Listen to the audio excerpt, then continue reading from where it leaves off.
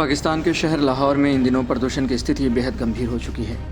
लाहौर का वायु गुणवत्ता सूचकांक AQI अब 1000 से 1900 के बीच पहुंच चुका है, जो विश्व में प्रदूषण का एक नया रिकॉर्ड है। इस समय लाहौर के करीब 14 करोड़ लोग ऐसी जहरीली हवा में सांस ले रहे हैं, जो प्रतिदिन 83 सिगरेट पीने के बराबर है। ये स्थिति इतनी खतरनाक हो चुकी है कि पाकिस्तान सरकार को ग्रीन लॉकडाउन लगाना पड़ रहा है, जिसका उद्देश्य प्रदूषण को कम करने और नागरिकों की सेहत की रक्षा करना है। लाहौर के प्रदूषण की गंभीरता को देखते हुए सरकार ने ग्रीन लॉकडाउन लागू कर दिया है।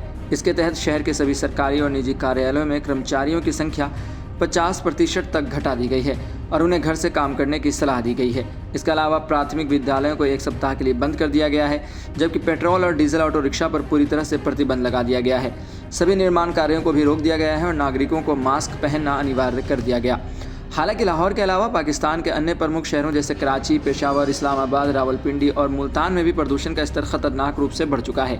लेकिन सवाल यह है कि यह प्रदूषण इतनी गंभीर स्थिति में क्यों पहुंचा और इसके लिए कौन जिम्मेदार है। पाकिस्तान की सरकार ने लाहौर के बढ़ते प्रदूषण के लिए भारत को जिम्मेदार ठहराना शुरू कर दिया।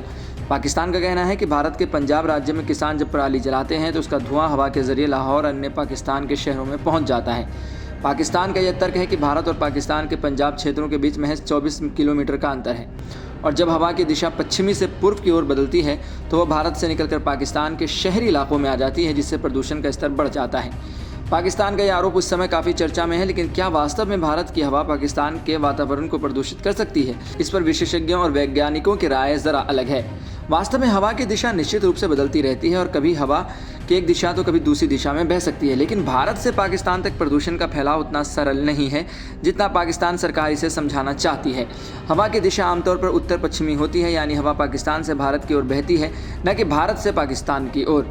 इसके अलावा अगर हम लाहौर के प्रदूषण की बात करें तो भारत के पंजाब राज्य का AQI 194 है, जबकि लाहौर का AQI 1900 तक पहुँच चुका है। यह अंतर इतना बड़ा है कि समझना मुश्किल है कि पंजाब की हवा पाकिस्तान के प्रदूषण को किस हद तक बढ़ा सकती है। इसलिए यह कहना कि भारत से निकलने वाला प्रदूषण लाहौर में इतनी बड़ी तबाही मचा सकता है काफ़ी संदिग्ध लगता है। सच बात तो यह है कि पाकिस्तान सरकार अपने देश में बढ़ते प्रदूषण के कारणों से बचने के लिए भारत को दोषी ठहरा रही है।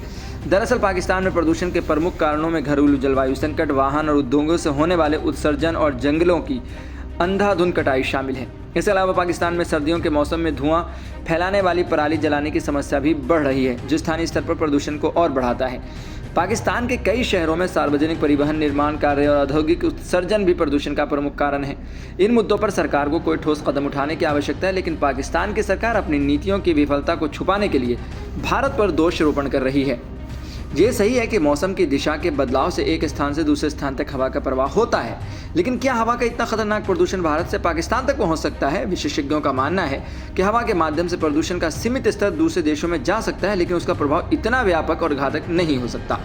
प्रदूषण के स्तर को बढ़ाने में स्थानीय स्रोतों और योगदान सबसे अधिक होता है, जैसे कि पाकिस्तान में बढ़ते वाहनों की संख्या, औद्योगिकीकरण और अन्य प्रदूषणकारी गतिविधियां, जो लाहौर और अन्य शहरों में प्रदूषण का प्रमुख कारण बन रही हैं। लाहौर में बढ़ते प्रदूषण के लिए पाकिस्तान सरकार का आरोप भारत पर उचित नहीं लगता है।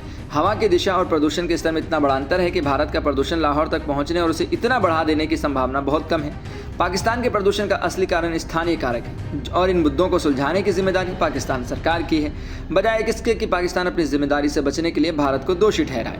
उसे अपने देश में प्रदूषण को नियंत्रित करने के लिए ठोस कदम उठाने चाहिए। इस संकट से निपटने के लिए पाकिस्तान को अपने औद्योगिक प्रदूषण, परिवहन क्षेत्र और जलवायु नीतियों पर गंभीरता से ध्यान देने की आवश्यकता है। साथ ही भारत और पाकिस्तान को मिलकर क्षेत्रीय प्रदूषण नियंत्रण करने के लिए आपसी सहयोग भी बढ़ाना चाहिए, ताकि दोनों देशों में जीवन की गुणवत्ता को बेहतर बनाया जा सके। फिलहाल अभी जो है पाकिस्तान भारत को दोषी ठहरा रहा है। आपको क्या लगता है, ये किस हद तक सही है? हमें ज़रूर बताएं और ऐसी खबरों के लिए देखते रहें सहारा समय का समय डिजिटल।